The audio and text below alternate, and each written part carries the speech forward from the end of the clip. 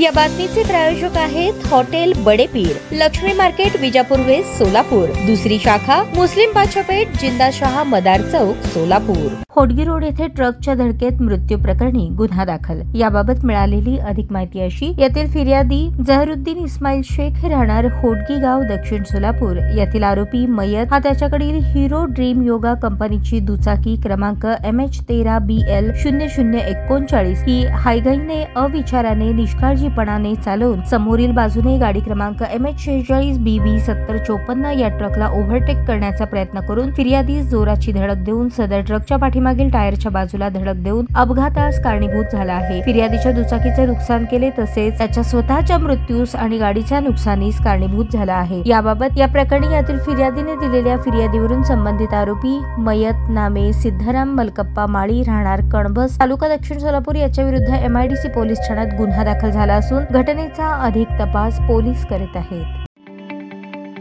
ताज्या बातम्या पाहण्यासाठी प्राईम महाराष्ट्र न्यूज चॅनलला सबस्क्राईब करा।